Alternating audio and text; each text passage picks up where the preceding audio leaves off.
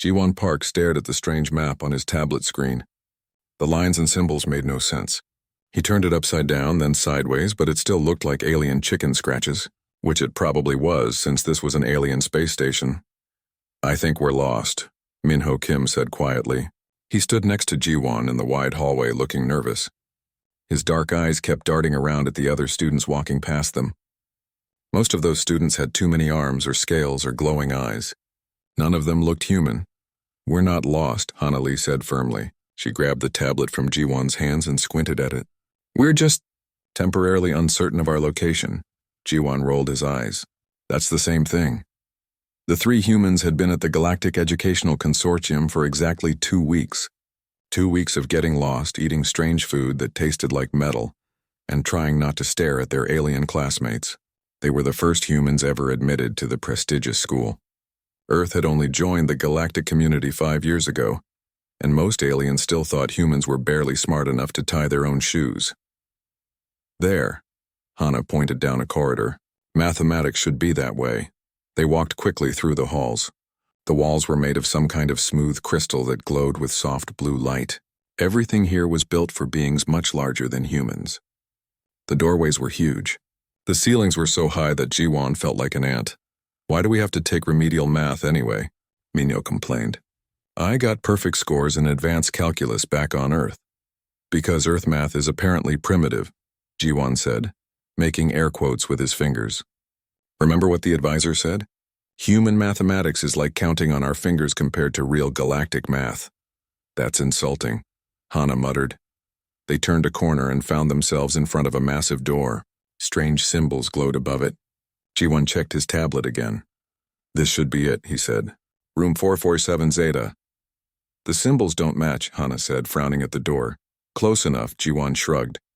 "Maybe they use different symbols for the same room." Min-ho hesitated. "Shouldn't we double-check?" "We're already 10 minutes late," Ji-won said. He pressed his hand against the door panel. How embarrassing would it be if the stupid humans can't even find their basic math class? The door slid open with a soft hiss. The three humans stepped inside. The room was enormous and dark. Rows of seats rose up like a stadium filled with aliens, but these weren't the usual mix of species they saw in other classes. Every single student was the same type of alien, tall, with 6 arms and skin that looked like living crystal. Their faces were angular and sharp with glowing red eyes. At the front of the room, a massive holographic display showed what looked like a space battle. Ships exploded in bright flashes of light. The display zoomed in on a small blue planet. "Earth," Min-ho whispered. A professor stood at the front. He was the same crystal-skinned species as the students, but larger and older. His 6 arms moved constantly as he spoke in a harsh, clicking language. "Wrong room," Hana said quietly. "Definitely wrong room." But before they could leave, one of the students noticed them. He pointed with 2 of his arms and made a harsh sound. Other students turned to look. Soon the entire class was staring at the 3 humans standing by the door. The professor stopped talking. He looked at them with his glowing red eyes. When he spoke, his words came out in heavily accented English. "Humans," he said. The word sounded like an insult. "You're in wrong place." "Sorry," Ji-won said quickly. "We were looking for Mathematics 101. We'll just wait." The professor's voice was cold. He studied them for a long moment. "Perhaps this is fate. Class, we have unexpected guests." The alien students made clicking sounds that might have been laughter. It didn't sound friendly. "I am Professor Velthar," the teacher said. "This is advanced battle tactics. We study warfare between species." He gestured at the holographic display. "Today we begin new assignment. Analysis of primitive species for theoretical conquest scenarios." Ji-won felt his stomach drop. Min-ho grabbed his arm. "The target species," Professor Velthar continued, "is humanity." The room filled with more clicking sounds. Some of the students were looking at the humans with what seemed like hungry interest. "Perfect timing," the professor said. "Class, observe your subjects. These are actual humans. Note their small size, their weak appearance, their obvious fear. We should go," Min-ho whispered. But Professor Velthar held up one of his 6 hands. "No, stay. This will be educational for everyone." He turned to address his students. "The Kethmori have ruled the galaxy for thousands of years. We are warriors. We are strong. These humans joined our community only recently. They are young, weak, and primitive. Yet the consortium treats them as equals. His red eyes flashed brighter. Your assignment is to prove why this is foolish.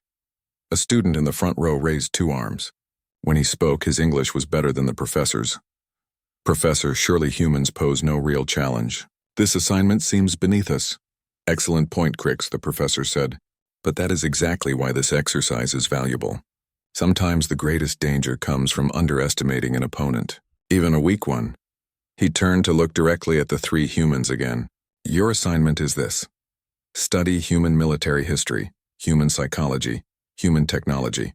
Find their weaknesses. Design a complete invasion strategy. Show me exactly how the Kethamori would conquer Earth if we chose to do so. The holographic display changed to show detailed maps of Earth's continents. Major cities were marked with red dots. This is theoretical only, Professor Velthar continued. An academic exercise. But I want complete analysis. How would you attack? What would you target first? How would you deal with human resistance? What is the most efficient way to defeat them entirely? Jiwon, Minho, and Hana exchanged terrified glances. This wasn't just some class they had wandered into by mistake. These aliens were literally doing homework on how to destroy humanity. You may go now, Professor Velthar said to them. But perhaps you learned something today. Your species exists because we allow it. Remember that. The 3 humans stumbled out of the room. The door slid shut behind them with a final, ominous hiss. They stood in the hallway in shocked silence for several moments. Did that really just happen? Minho asked. They're studying us, Hana said. Her voice was shaking. They're making battle plans against Earth. It's just theoretical, Jiwon said, but he didn't sound convinced. Right, just a school assignment? They looked at each other. None of them believed it was just theoretical. What do we do? Minho asked. Jiwon thought for a moment. We can't tell the Earth authorities. It would cause a huge diplomatic problem. We could get kicked out of the consortium. But we can't just ignore this, Hana said. No, Jiwon agreed. We can't. He looked back at the closed door. I think we need to go back. Back? Minho's voice cracked. Are you crazy? Think about it, Jiwon said. They're planning to attack humanity, but they're doing it right here in a classroom. If we want to know what they're planning, that's where we need to be. You want us to spy on them? Hana asked. I want us to learn what they're learning, Jiwon said, and maybe find a way to stop them. The 3 humans stood in the crystal hallway, surrounded by the soft blue glow of alien technology. They were very far from home, very small and very scared, but they were also very determined. They had work to do. 3 days later, Jiwon pressed himself against the wall outside the battle tactics classroom. His heart was beating so fast he was sure the aliens inside could hear it through the door. This is a terrible idea, Minho whispered beside him. All the best ideas are terrible, Jiwon whispered back. Hana was crouched near the door controls. Her tablet connected to the alien system with cables she had borrowed from the engineering lab. Her fingers moved quickly across the screen. Got it, she said quietly. I can tap into their translation system. We'll be able to hear what they're saying. And if we get caught? Minho asked. Then we blame it on human stupidity, Jiwon said. We're lost again looking for our math class. It worked last time. The door was thick, but Hana's translation tap worked perfectly. They could hear Professor Velthar's voice clearly as he addressed his students. Today we begin detailed analysis, the professor was saying. Crix, present your initial findings on human military capabilities. They heard the student named Crix stand up. His voice was confident and dismissive. Humans are pathetically weak, he said. Their weapons are primitive. Their armor is thin metal and fabric. Their soldiers require constant food and water. They cannot fight in extreme temperatures. They die easily from injuries that would barely slow a Kethmori warrior. Several students made approving clicking sounds. However, Crix continued, there are some puzzling elements in their military history. Humans have defeated opponents who should have been superior to them. They have won battles they should have lost. Explain, Professor Velthar said. Vietnam War, Earth year 1955 to 1975. The most powerful human nation failed to defeat a much smaller, weaker enemy. Afghanistan conflicts, various years. Multiple great powers failed to control a primitive desert region.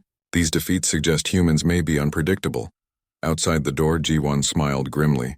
At least some aliens were starting to realize humans weren't pushovers. Another student spoke up. This voice was different, softer. I have studied human pack behavior. They form emotional bonds with other humans, even strangers. This makes them fight harder when their companions are threatened. It also makes them take foolish risks to save others. A weakness, Professor Velthar said. Emotional attachment leads to poor tactical decisions. Perhaps, the softer voice said. But it also means human soldiers will not retreat when Kethmori would. They will fight to the death for reasons that have nothing to do with victory.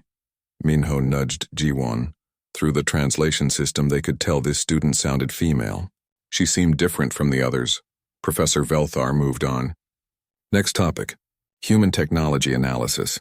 Yextar, your report. A new voice began speaking. This one sounded bored. Human technology is centuries behind ours. Their fastest ships are slower than our cargo vessels. Their weapons cannot penetrate Kethmori shields. Their computers are primitive. Any direct confrontation would be over in hours. And yet, Professor Velthar said slowly, humans develop space travel without any outside help. Most species received guidance from older races. Humans figured it out alone. Why? Silence in the classroom. Think, the professor demanded. What does this suggest about human capabilities? The female student spoke again. Independence? Creativity? They solve problems differently than other species? Exactly, Professor Velthar said. This is what makes them dangerous. Not their strength. Not their technology. Their unpredictability. Outside the door, Hana was typing notes on her tablet as fast as she could. This was valuable intelligence. The class continued for another hour. The humans learned that the Kethmori had detailed maps of Earth's major cities. They knew about human military bases, government centers, and communication networks. They had studied human psychology, human biology, and human history. But most disturbing of all, the assignment wasn't just theoretical anymore. I have received word from Kethmori Command, Professor Velthar announced near the end of class. They are interested in your findings. Very interested. It seems the military council believes humans may become a threat in the future. They want to know if preemptive action would be wise. The clicking sounds from the students grew excited. Your homework for next week, the professor continued, is to design specific attack scenarios. Choose one major human city. Plan how you would capture it with minimal Kethmori losses. Consider human resistance, human evacuation patterns, and human government response. Make your plans detailed and realistic. Jiwon felt sick. This was really happening. The Kethmori military was seriously considering attacking Earth. Class dismissed, Professor Velthar said. The three humans scrambled away from the door as alien students began filing out. They hid around a corner and watched the crystal-skinned Kethmori walk past. Most of them looked pleased with themselves. A few were already discussing which human cities would be easiest to attack. But one student walked differently. She moved more slowly, and her glowing red eyes seemed dimmer. As she passed their hiding spot, she glanced in their direction. For just a moment, her eyes met Jiwon's. She looked away quickly and kept walking. Did you see that? Minho whispered. She knows we're here, Hana said. Which means we're in trouble, Jiwon said. But the alien student didn't report them. She disappeared down the corridor with the rest of the class. The three humans waited until the hallway was empty, then crept back to their dormitory. We have to do something, Hana said as soon as they were safely in Jiwon's room. What can we do? Minho asked. We're three human students. They're an entire warrior species with advanced technology and military backing. We have advantages too, Jiwon said slowly. He was thinking hard. They think we're weak and stupid. They don't expect us to fight back, and we know what they're planning. So, Minho asked. So we become their homework, Jiwon said. We attend every class. We listen to every plan. We learn everything they know about attacking humanity. And then, Hana asked, then we figure out how to beat them at their own game. Over the next few days, the three humans established a routine. They took turns listening outside the battle tactics classroom. Hana worked on improving their translation tap and recording everything. Minho researched Kethmori biology and culture using the station's databases. Jiwon studied Kethmori technology and military equipment. What they learned was both frightening and encouraging. The Kethmori were indeed powerful warriors. Their technology was centuries ahead of humanity's. Their ships could destroy Earth's entire space fleet without taking damage. Their ground troops were stronger, faster, and better armed than human soldiers, but they also had weaknesses. Kethmori culture was based on honor and direct confrontation. They preferred open battle to sneaky tactics. Their military doctrine emphasized overwhelming force and quick victory. They had trouble adapting to unexpected situations. Most importantly, they were overconfident. They truly believed humans were too weak and primitive to pose any real threat. Their planning like humans will react the same way other species do, Hana observed during one of their evening meetings. Stand and fight, surrender when defeated, accept conquest gracefully. But humans don't do that, Minho said. Exactly, Ji-won agreed. Look at their invasion plans. They expect to capture a few major cities and have Earth's government surrender immediately. They think if they control New York, London, and Tokyo, humanity will give up. Will we? Minho asked. Ji-won and Hana looked at him. Have you studied human history at all? Hana asked. Humans fight guerrilla wars for decades.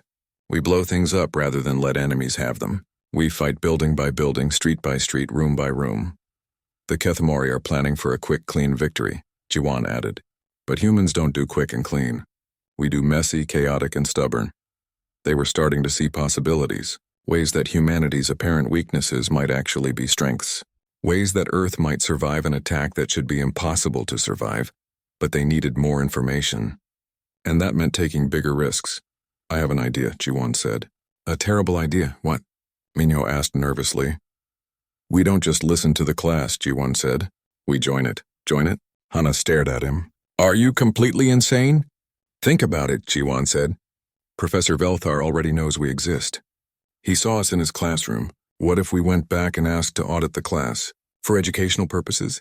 He'll never allow that, Minho said. Maybe, Ji-won agreed. But maybe not. We're human. We're supposed to be stupid and harmless. What threat could we possibly pose?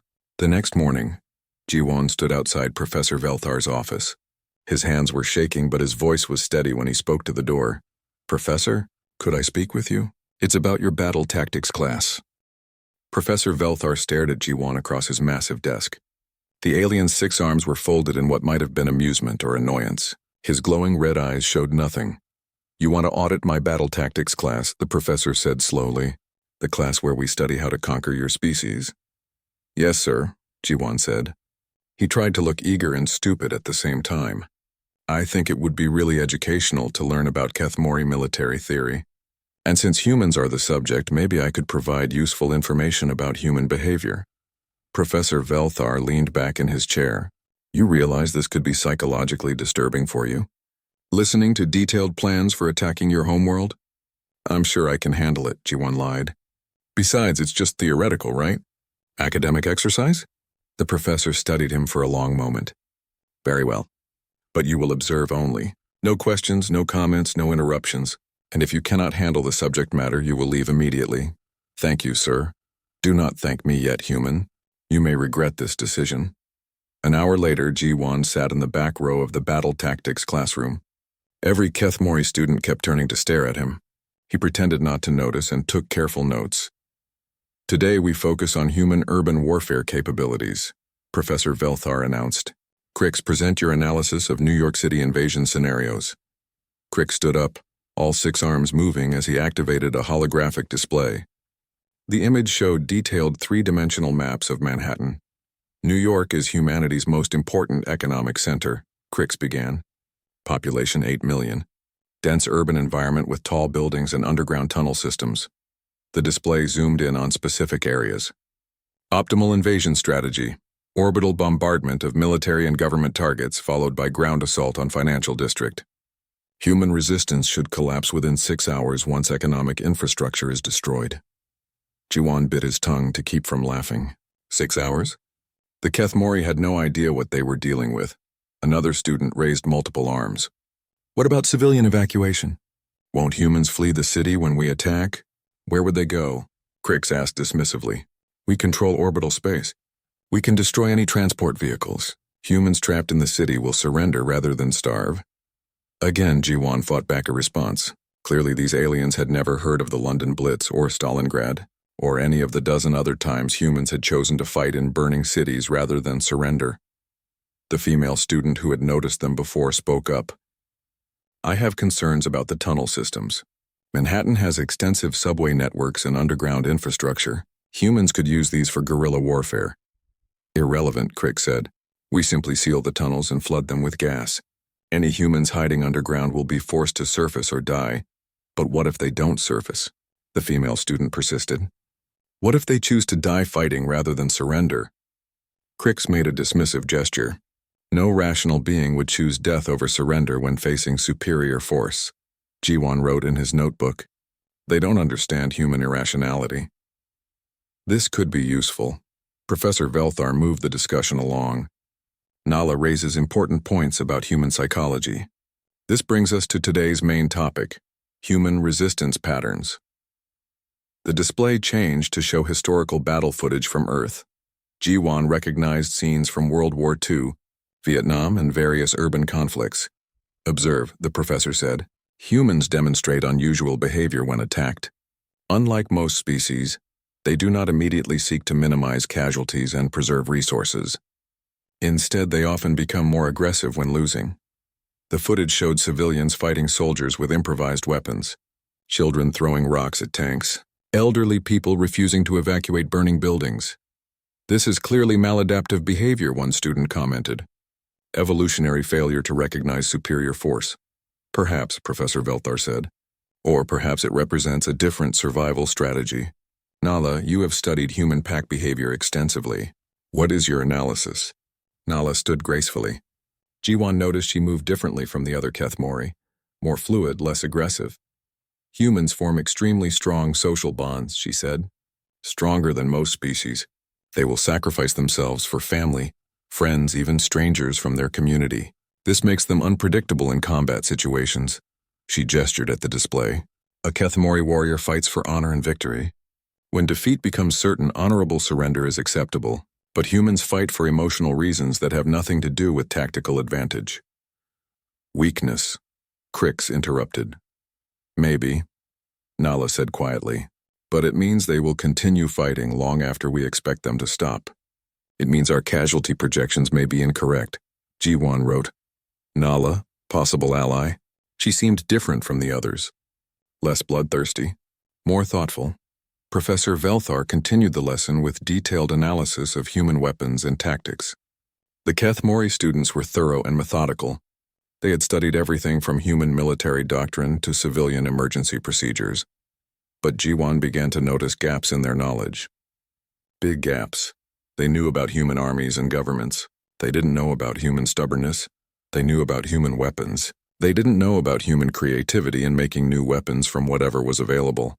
They knew about human cities. They didn't know about human communities. Most importantly, they thought humans would fight the same way Kethmori would fight, with honor, following rules, seeking clean victory or acceptable defeat. After class, Jiwon walked slowly toward the door. As he passed Nala's seat, she spoke quietly without looking at him. You should not be here, human, Jiwon paused. Why not? Because this is not a game. My people are serious about this invasion study. Some of them want it to become real. Are you one of them? Jiwon asked. Nala finally looked at him. Her red eyes seemed sadder than the others. I am Zenth, not Kethmori. My people are peaceful. We do not believe in conquest for its own sake. Then why are you here? Because my planet is allied with the Kethmori. I must learn their ways to survive in their schools. She gathered her materials. But I do not have to like it. Would you warn us? If this becomes more than theoretical? Nala hesitated. I would warn anyone facing unnecessary violence. Human, Kethmori, or otherwise. She left without saying more. But Jiwon thought he might have found an unexpected ally. That evening, he met with Minho and Hana in their hidden corner of the station's library. I learned something important today, he told them. The Kethmori are planning for the wrong kind of war. What do you mean? Hana asked. They're planning to fight the United States military, or the Chinese army, or the European Union forces. They're not planning to fight humans. Minho frowned. That's the same thing. No, it's not, Jiwon said excitedly. Governments can surrender. Armies can be defeated. But humans, all of humanity, we don't surrender. We don't give up. We get angry and we get creative and we make life miserable for anyone who tries to conquer us.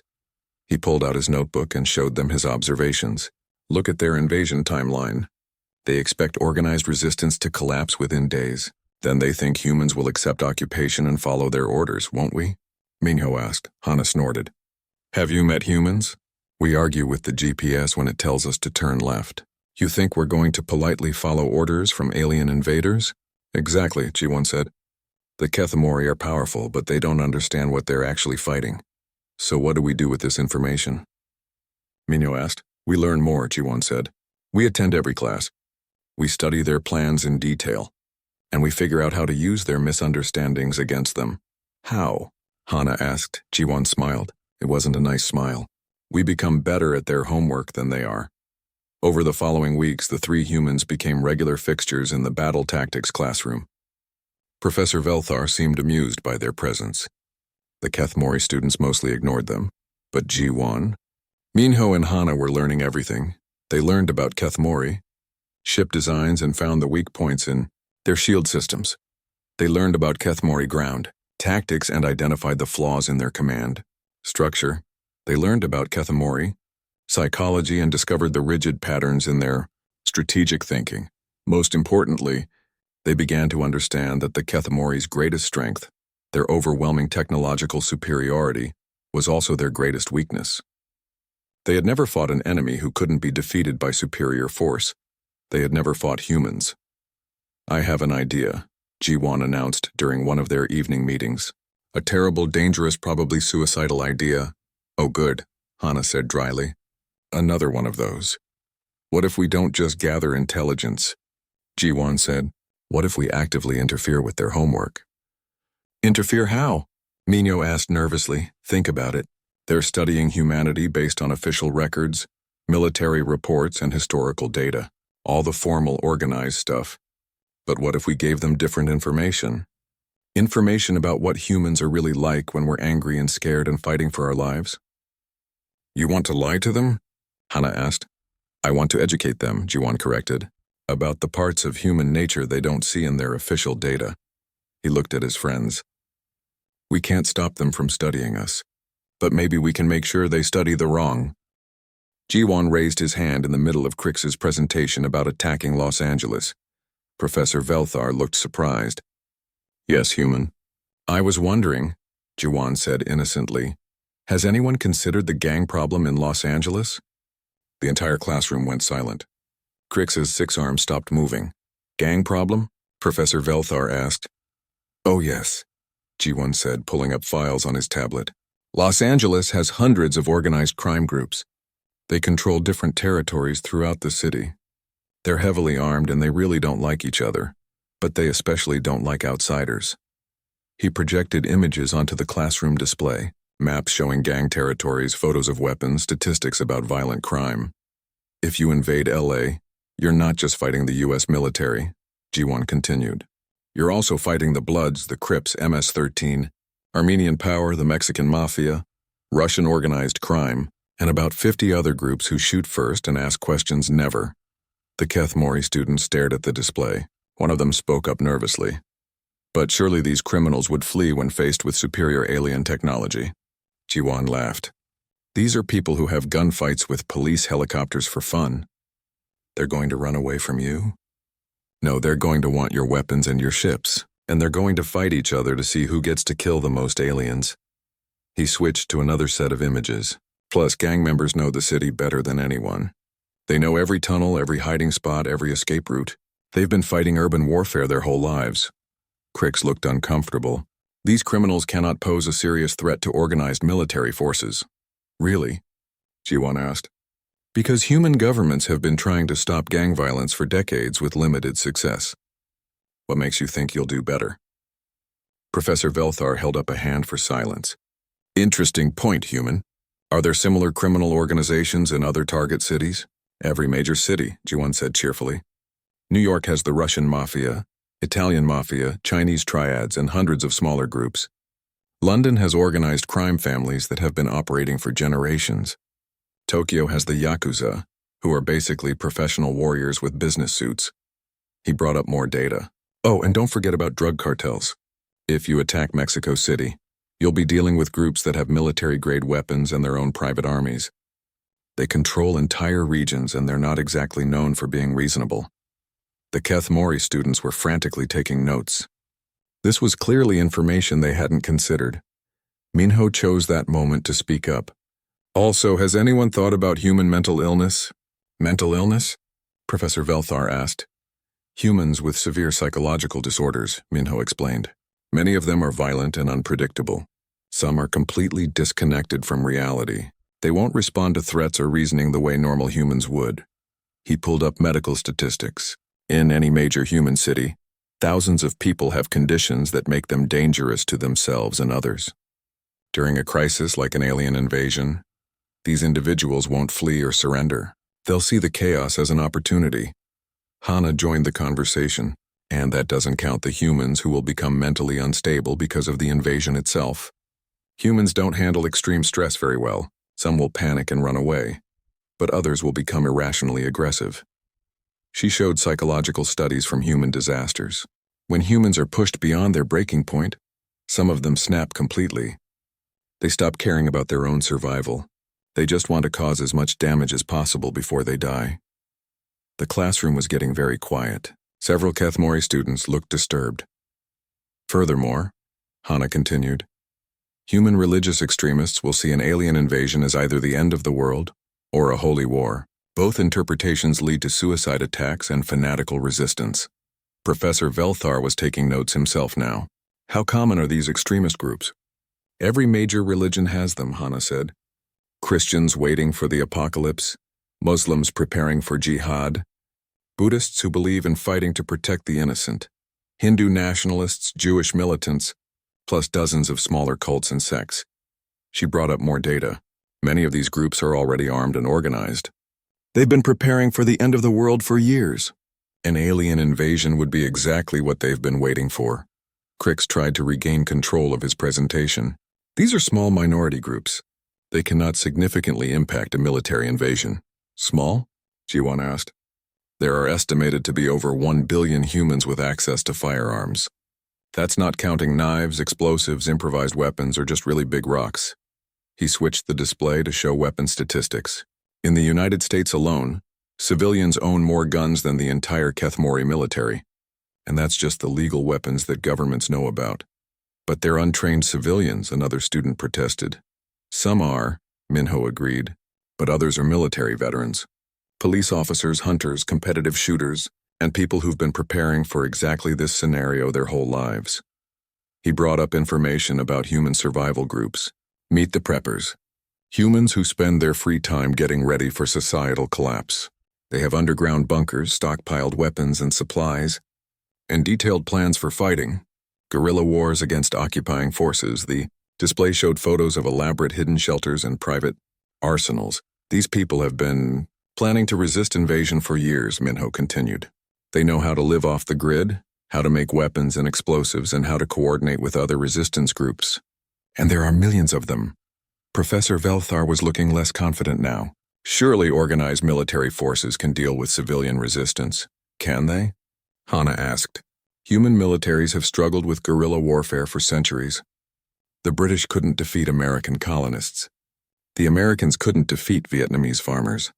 The Soviets couldn't defeat Afghan tribesmen. She showed historical examples. Every time a technologically superior force tries to occupy human territory, the same thing happens. The humans fade into the population, strike without warning, and make the occupation so costly that the invaders eventually give up. But this would be different, Crix insisted. We have overwhelming technological advantages. So did the Americans in Vietnam, Jiwan said. They had helicopters, jets, napalm, and massive firepower advantages. They still lost because the Vietnamese were fighting for their homeland and wouldn't give up. He leaned forward in his seat. Now imagine that scenario, but instead of one small country, you're trying to occupy an entire planet. Instead of 50 million humans, you're dealing with 8 billion. Instead of fighting people who look different and speak a different language, you're fighting a species that will see you as monsters trying to destroy their world. The classroom was completely silent now. Every human will be a potential enemy. Jiwan continued. The little old lady selling flowers could have a bomb in her basket. The children playing in the street could be spotting for snipers. The repair worker fixing your equipment could be sabotaging it instead. Minho nodded. And humans are really good at making weapons out of ordinary things. Fertilizer becomes explosives. Kitchen chemicals become poison gas. Electronics become remote detonators. Plus, Hana added, humans have global communications. Information about Kethmori weaknesses, tactics, and casualties will spread instantly across the entire planet. Every successful human attack will be studied and copied by resistance groups everywhere. Professor Velthar set down his notes. You paint a very different picture than our intelligence report suggested. Your intelligence reports focused on human governments and military forces, Jiwan said. But governments can surrender and armies can be defeated. Humans as a species were much harder to deal with. He stood up and walked to the display controls.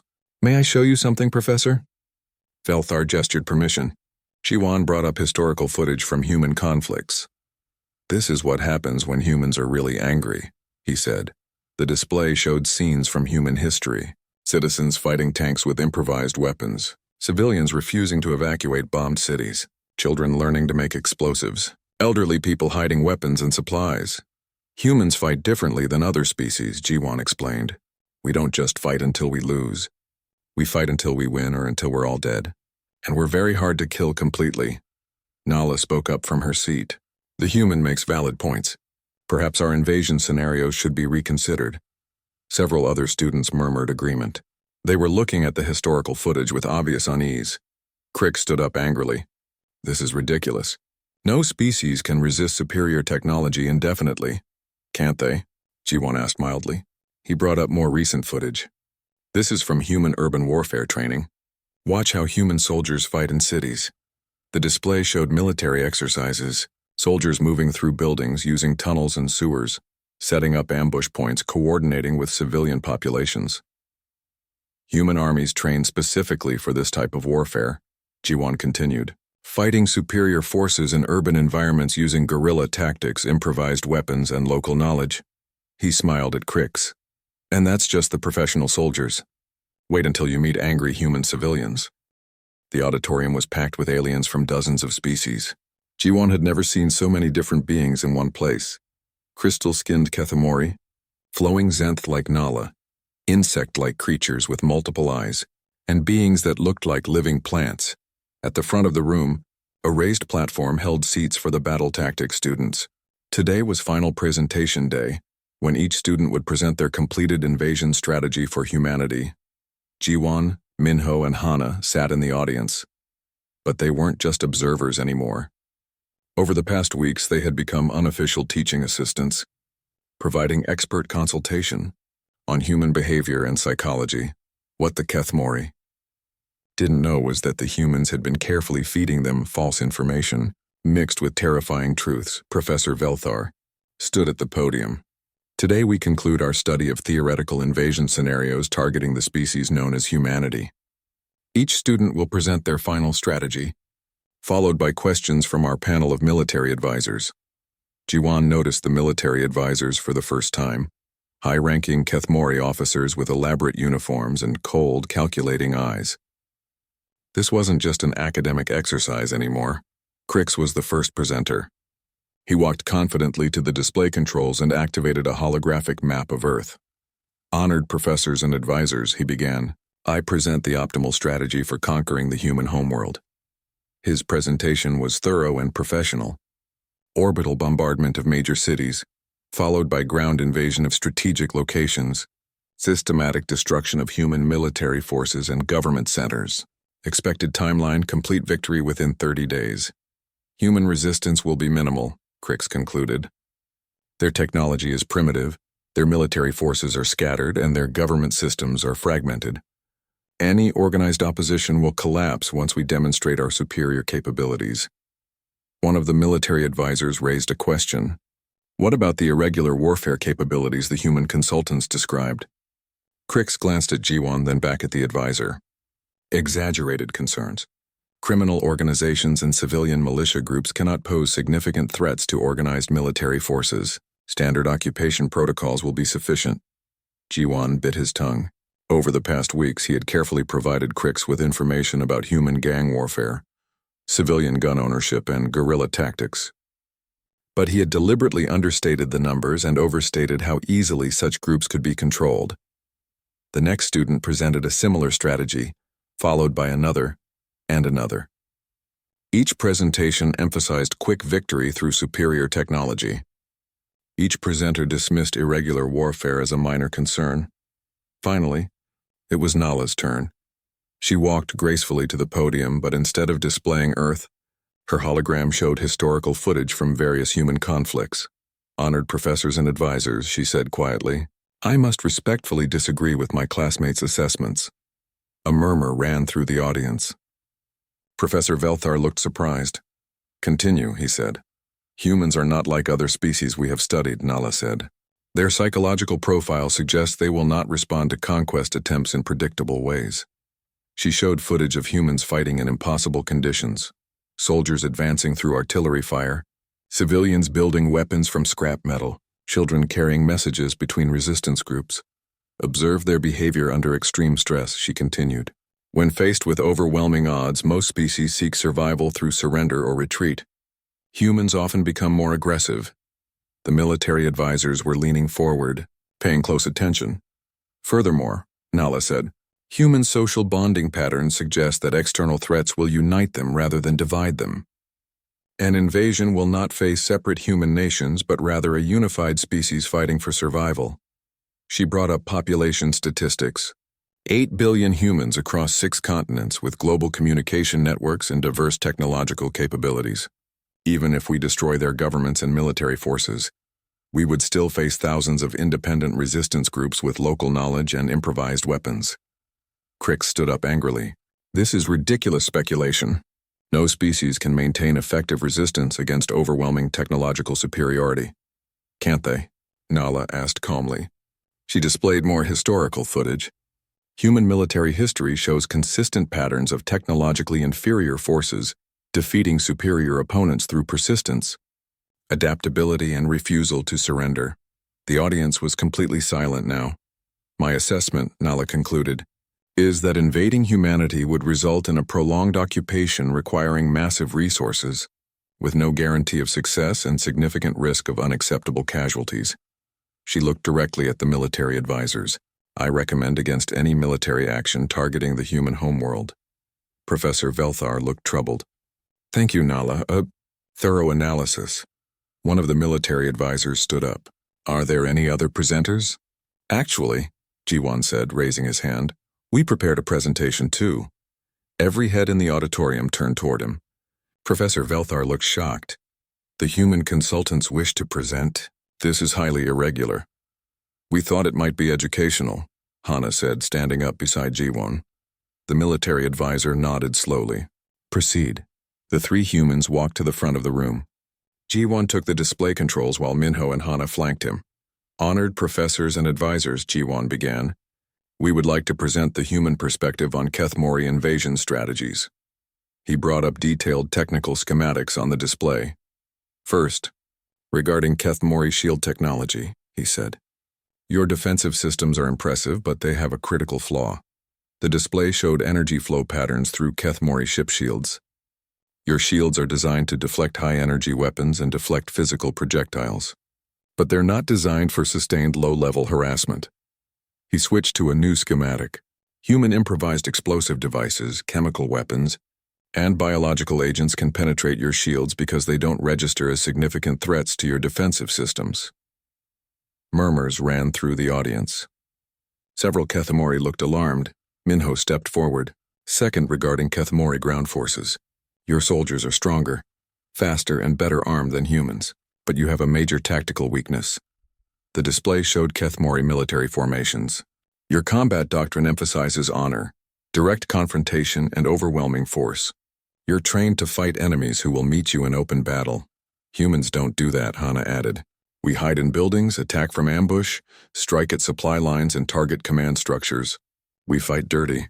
She brought up urban warfare scenarios. "Your soldiers are trained for honorable combat. Human fighters will use children as messengers, elderly people as lookouts, and wounded civilians as bait for traps." The military advisors were taking frantic notes. "Third," Jiwan continued, "regarding Kethmori psychology. Your species values honor, strength, and clear victory. Humans value survival, revenge, and making our enemies suffer." He showed psychological profiles. When Kethmori face superior opposition, honorable surrender is acceptable. When humans face superior opposition, We get angry and start looking for ways to hurt our enemies even if it kills us. The display changed to show casualty projections. Our analysis suggests that invading humanity would result in a minimum 10-year occupation, require 60% of Kethmori military forces, and produce casualty rates of 30% or higher among Kethmori ground troops. The auditorium erupted in shocked clicking and chittering sounds. Furthermore, Minho said, raising his voice over the noise, we have reason to believe that other species in the Galactic Consortium have been subjected to similar academic studies by Kethmori students. The non-Kethmori aliens in the audience suddenly looked very interested. Hana activated a new display showing communication records. Over the past month, we have been in contact with other supposedly inferior species. The Altarians, the Centauri Collective, the Vegan Trade Union, and 7 other civilizations. She smiled coldly. All of them have been the subject of Kethmori battle tactics classes. All of them have been theoretically studied for invasion scenarios. Professor Velthar stood up quickly. This is highly inappropriate. These communications violated academic protocols. Did they? Jiwon asked innocently. We were gathering research data for our presentation. Just like you taught us. He brought up the final display. Which brings us to our conclusion. The Kethmori military has been using academic institutions to develop invasion plans for multiple species, under the guise of theoretical exercises. The military advisors were looking very uncomfortable now. However, Jiwon continued, the Kethmori have made a critical error. They studied their targets in isolation, assuming each species would face invasion alone.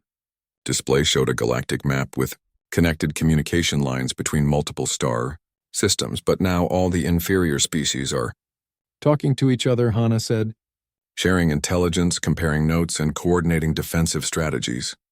Minho stepped forward. The Kethmori prepared to fight individual species one at a time. Instead, they would face a coordinated alliance of every civilization they ever considered conquering. The auditorium was dead silent.